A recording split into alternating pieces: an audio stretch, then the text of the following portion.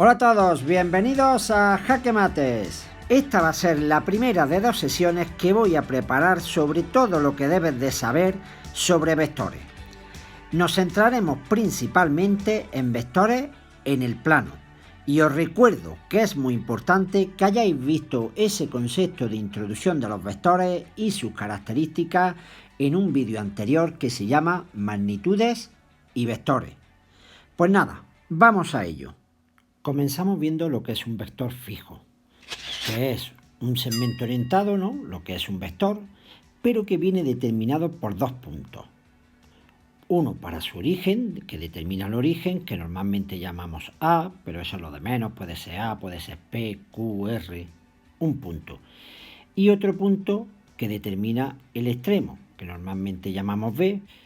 Por tanto, 2 puntos A y B determinarán 2 vectores fijos, uno que será el AB y otro que será el BA, ¿verdad? Que tienen la característica de tener el mismo módulo, la misma dirección, pero sentidos opuestos. Veamos este ejemplo. Dados 2 puntos A, 2, 5 y B, 4, menos 3, el vector AB será aquel que resulta de restarle a B A, ¿verdad? Eso ya lo hemos visto. Por tanto, será el vector 2 menos 8, pero también le podremos restar a B para obtener el vector BA. Y por tanto tendremos el vector menos 2, 8. Si os fijáis, son 2 vectores con el mismo módulo, dirección, pero sentidos opuestos, contrarios. Pasamos ahora a ver lo que es el vector libre, que es un vector cuyo origen podríamos decir que está indeterminado. No va a venir determinado por 2 puntos, sino que viene determinado por un par de valores, por 2 coordenadas o componentes, lo que normalmente nos vamos a encontrar. En vez de designarlo por AB, ¿no? Ahora se designan por una letra con el símbolo de vector encima. Por ejemplo, como ahí tenemos el vector V, 2 menos 8. Pues eso es un vector libre. ¿Qué van a ser vectores concurrentes? Pues son vectores que tienen, digamos, algún punto en común. Ahí lo dice de una forma más específica, son vectores cuyas líneas de acción coinciden en un solo punto. Por ejemplo, uno de los más comunes y que aparece, tiene su utilidad en física, son aquellos que comparten el origen para hacer descomposición de fuerzas y demás. Eso se llama vectores concurrentes.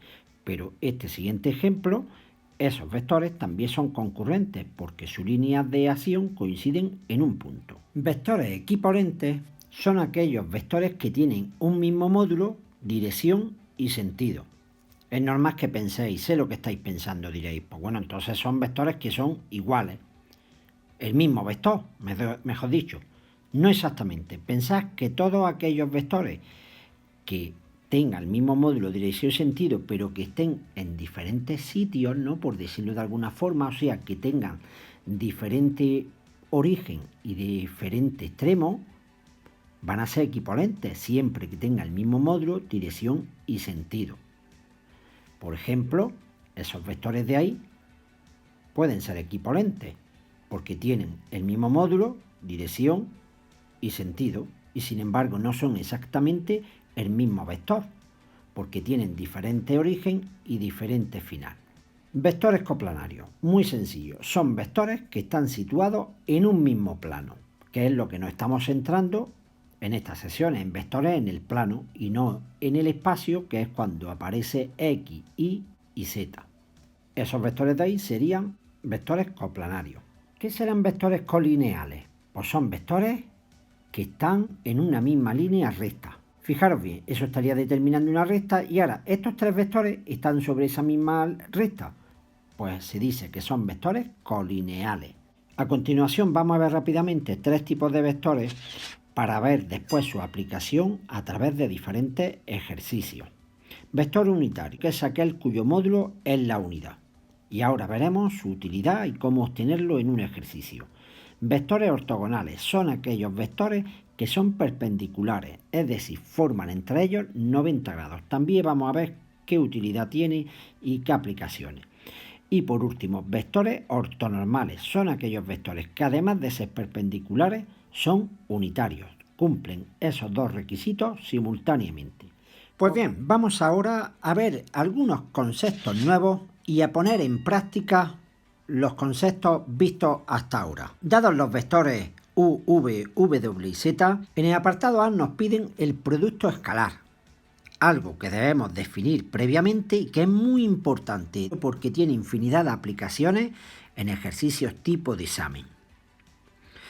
El producto escalar, lo primero que tenéis que saber es que se designa, se escribe por un puntito, ¿vale? No vale una cruz, no da lo mismo, porque el producto de dos vectores, vamos a tener producto escalar, vamos a tener producto vectorial, producto mixto. Estos dos últimos no corresponde verlos en esta sesión, nos vamos a centrar en el producto escalar, que es este que tenemos en imagen. Pues bien, el producto escalar os tenéis que aprender que es el módulo de u por el módulo de v, o sea, el producto de los módulos de cada uno de los dos vectores, por el coseno del ángulo que forman dichos vectores. Esa sería una definición de producto escalar. Pero también podemos obtener el producto escalar de dos vectores. Supongamos que tenemos esos dos vectores, ¿verdad?, con sus coordenadas, sus componentes. Pues decimos que el producto escalar u por v se obtiene como la primera coordenada de u por la primera coordenada de v, más la segunda coordenada de u por la segunda de v. Conviene aclarar que el producto escalar, como su nombre indica, es el producto entre dos vectores, pero que obtenemos un número, un escalar. Escalar y número son sinónimos en este sentido. Pues bien, como nos pedían el producto escalar de u por v, nosotros tenemos que saber que nuestro ejercicio pues no será ni más ni menos que menos 6 por 2, primera por primera, más segunda por segunda, 8 por 3. Realizamos esos cálculos, ¿verdad? Sería menos 12 más 24 y eso tenemos que es 12. Pues ya hemos visto el concepto de producto escalar que, como ya os digo, es muy importante. En el apartado B nos preguntan si u y v son perpendiculares. Si u y v fueran perpendiculares, ¿verdad?, entonces el coseno del ángulo que forman esos dos vectores sería el coseno de 90. Esos dos vectores, al formar un ángulo de 90 grados, serían perpendiculares. Y tenemos que saber que el coseno de 90 es 0 grados. ¿Qué quiere decir eso? Que entonces u por v, fijaros, si el coseno de 90 es 0, nos vamos a la expresión que tenemos más arriba, estaríamos multiplicando el módulo de u por el módulo de v por 0 y sería u por v 0. Como u por v da 12, o sea, diferente de 0, no da 0, como no da 0, nosotros ya podemos afirmar que no son perpendiculares. Lo importante en este sentido es que os quedéis que si u por v es 0, siempre los vectores serán perpendiculares. Ojo, y si nos dicen que dos vectores son perpendiculares, nos estarán diciendo que su producto escalar es 0. Pues eso que tenéis ahí en verde es lo que tenéis que grabar en vuestra cabeza para después poder aplicarlo. Nos preguntan ahora por el valor de k para el que z sea perpendicular a v. Pues aplicando lo que acabamos de ver, podemos decir que para que z sea perpendicular a v, se tendrá que cumplir que su producto escalar sea 0. Por tanto, realizamos el producto escalar, ¿verdad?, e imponemos que sea 0. Despejamos k y ya sabemos el valor de k para el cual esos vectores son perpendiculares. Nos piden ahora el ángulo que forman v y w. Pues de la expresión del producto escalar, ¿verdad?, que aparecía el coseno, podemos despejar lo que vale el coseno de u y v. Da igual que sea v, w, de dos vectores. Por tanto, nosotros tendríamos que el coseno del ángulo que forman dos vectores es el producto escalar de dichos vectores dividido el producto de los módulos de cada uno de ellos.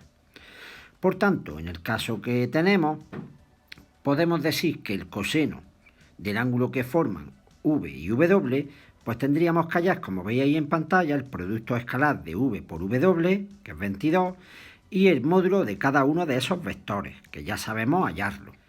Entonces, una vez que tenemos eso, lo llevamos a la expresión correspondiente y tenemos que el coseno del ángulo que forman v y w será ese cociente, ¿verdad? Operamos, obtenemos 0,9 9.647 y ahora recordad cómo se despejaba eso.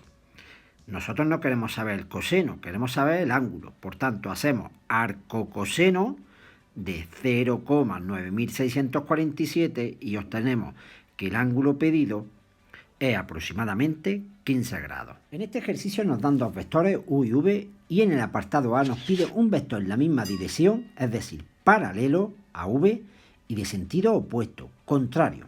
Pues bien, cabe aclarar, fijaros aquí, que cada vez que yo multiplique un vector por un escalar, ahí lo llamamos k, siempre obtendremos un vector con la misma dirección.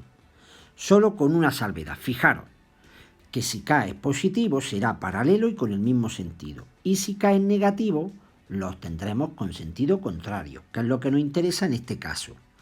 Por tanto, yo, por ejemplo, pues puedo multiplicar el vector de partida, el v, ¿verdad? Pues lo he multiplicado por menos un medio. Podría haber multiplicado por menos 2, por menos 3, por menos 4, por el número que yo quisiera. Por tanto, siempre que multipliquemos un vector por un número distinto de 0, obtendremos otro vector con la misma dirección.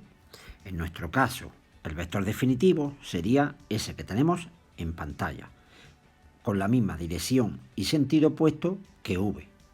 Fijaros, en el apartado B nos pide un vector paralelo a u que sea unitario, o sea, la primera parte igual que el apartado A. Por tanto, lo vamos a hacer rápidamente. Yo he obtenido un vector P, que le he llamado así, dividiendo el vector u entre 2, multiplicando por un medio. Por tanto, tenemos el vector menos 3, 4, como hemos visto en el apartado A. Y ahora, ¿cómo lo hacemos unitario? Pues hacerlo unitario es asegurarnos de que su módulo vale 1. Pues mira, esto es muy sencillo. Es simplemente se hace un vector unitario dividiendo cada una de sus componentes por su propio módulo. Sí, como lo estáis escuchando.